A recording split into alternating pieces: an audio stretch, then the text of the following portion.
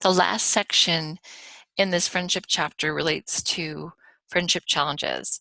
So we look at those elements, and certainly, I mean, if you've been on the earth for a little while, you've probably had situations where something's happened and you felt this element of betrayal. I think a huge piece that goes into this is just this idea of how we choose to interpret information as it comes to us. Do we choose to take it on like this person did something horribly bad and it can never be made up? I think it also depends on the level of betrayal. I mean, what the person actually did and how we feel about the way that we were treated in that context. So I think they're all important when we're looking at friendship challenges. So we're going to look at a couple different elements that happen in friendships. Betrayal, what happens when you're geographically separated, and what happens if there's a cross sex or a relationship with somebody that you're romantically attracted to. So you have that sort of level of attraction. So we're going to take a look at each of these elements in turn.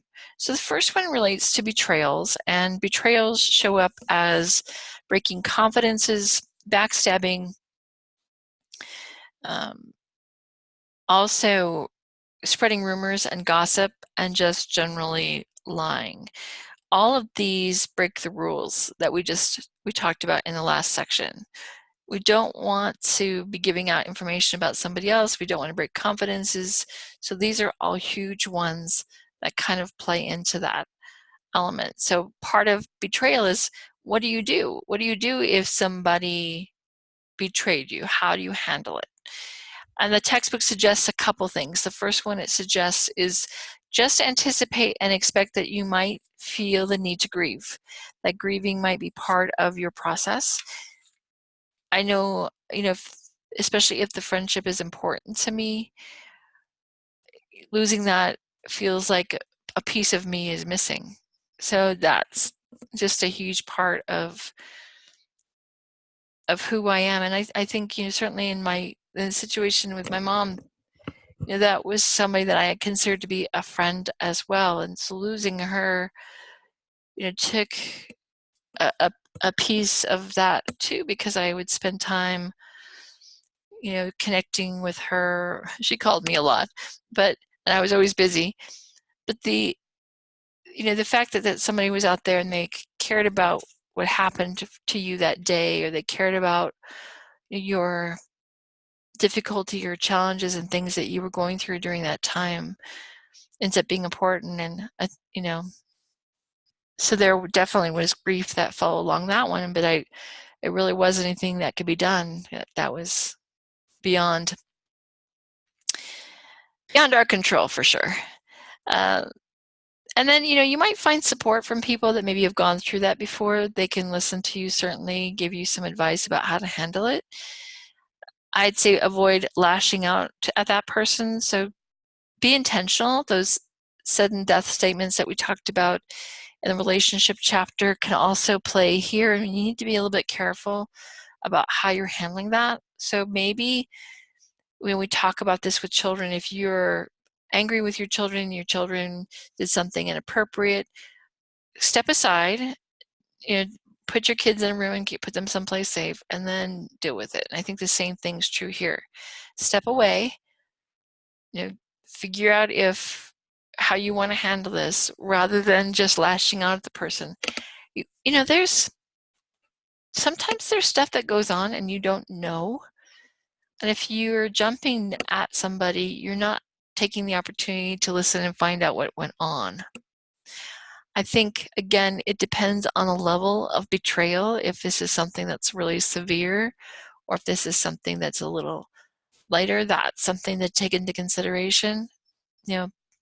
So yeah, so you just have to maybe stop and think about it. Maybe don't respond right when you're angry. Give yourself a little time to kind of mellow out afterwards and process it before you figure out how you want to respond. Can you repair it? So I think a couple things. Again, we talked about how serious it is. So how significant is this person's betrayal of you? And then what are the contexts? You kind of need to figure that out because you may not realize the whole picture or the whole story. So maybe you need to figure that out in the process before you make, major decisions about what's happening in that relationship. But betrayal can cause separation, but also there is, again, cost versus benefits, and then looking at if this is a pattern. So the idea of geographical separation can cause that to happen in you. There's things that you can't help, whether someone's job sends them to another location, or they're going to a different school, or they get married and they need to move to a different place based on their partner or spouse. There's a lot of things that happen with that, and we're used to being able to share activities with our friend, and so sometimes that physical separation makes that a little bit more difficult to follow through with. And also the element of self-disclosure. So if you don't, if you have that kind of element of geographical separation, you just need to make sure that you find ways to connect with that person so you can maintain that relationship and friendship through that idea of self-disclosure. Part of what happens, and one of the things that influences how well we handle geographic separation, is how good we are at accepting change. I'm not going to give myself big brownie points for accepting change well. I don't think I do that very well. So that's probably not one of the things I'm going to necessarily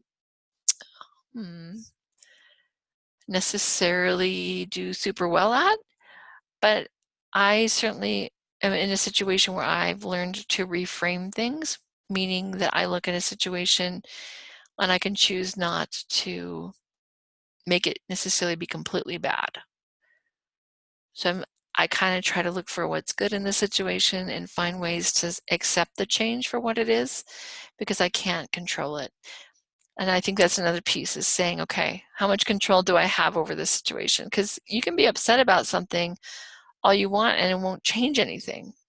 So if I find out that I'm in a situation, I'm going to be upset about it and I can't do anything about it, then a lot of times I will just let it go and put it to the side because I can't do anything about it. And I'm not going to spend a bunch of time and energy on something that I can't control. So I put that aside and put it away. This also plays into this idea of how much history that you have with your friends, and that whole idea of how much time goes by. And I've met lots of friends that have relationships with people that live in different states, and they find ways to get together. They go visit each other, or they decide to join each other together in one particular location where they all go and get an opportunity to connect. So there's a lot of really fun and cool ways that you can create this so that you can kind of maintain those relationships, and make sure you plan time to catch up with that person initially when you connect with them, so that you can maybe enjoy whatever thing you set aside for that event. And of course, if you hold that person with great affection and high regard, that person's going to become more important to you and how that relationship evolves going forward out with that separation. So another piece that we're going to look at is what happens, this is another challenge, is what happens if you're really attracted to your friend. So if you have sort of these attraction elements, the first thing you have to decide is, what do you want to do with that? So you can mentally manage this relationship. If they're in a relationship with another person, or those people are your friends, maybe it's not really appropriate for you to choose a romantic relationship with that person at that time, or maybe not ever. But maybe you decide that you want to have a romance with friends. Part of what actually determines if you're going to be friends after is if you were friends before. So you might be able to fall back into that friendship with that person. I've been dating the same person off and on for 25 years or something, a really long time. And the the thing that we have a tendency to do is fall back into friends again. And because of who we are, we just are able to do that, just in general. And there are things to keep in mind if you do decide you want to actually have a romantic relationship. Kind of what might happen afterwards is you might anticipate that there could be some differences in the way that you relate to each other. Sometimes people's breakups are pretty amicable and friendly. I don't think I've had a breakup with somebody that was angry. But that's just me. And so I think some people have that. But you might expect differences just in how you relate to each other. There is an element of kind of self-disclosure as far as it relates to each other. So you kind of are changing back and forth between the way that the relationship shows up. So maybe you have conversations about what's happening with the relationship, what you see happening with it going forward. Share your feelings and be open with that person so that maybe you can build on that relationship and still create something that you can maintain outside of that. And then offer assurances to your friend and let them know, kind of where you stand and maybe what you see going forward and if you would like to maintain that friendship. Now, the FWB just relates to friends with benefits. I kind of laugh at friends with benefits just because, it's just something that happens to people.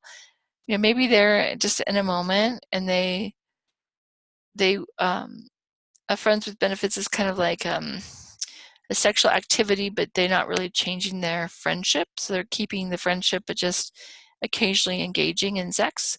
So that piece. And there's one of the reasons that people like that is a lack of commitment. So they don't really have to worry about that person maintaining that relationship with them over a longer period of time. They just do what they're going to do and move on. And sometimes they just have needs. So and the person happens to be there. So they take advantage of that. But a lot of times what couples will, the friends will do is they'll develop rules kind of around what that looks like. So maybe how frequent that happens, or if they're going to expect some level of exclusivity. I think kind of in general, and the way that it's formed is, there may be not going to be exclusivity because it's more like a convenience situation.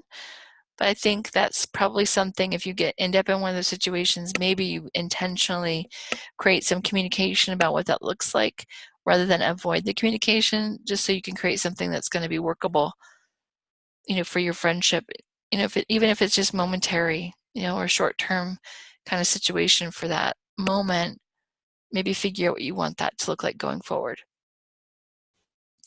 All right, so friends, again, are just such a huge part of who we are and that connection. And when we look at the model that we discussed, peers and friends are just a huge portion of who we are. Certainly as we get older, we get really wrapped up in our families, but the friends are sort of there to balance it out and help us maybe work through issues and ideas and struggles that maybe we're going through in life. And if you find those awesome people that you can share those things with, that can be pretty magical. All right, thank you.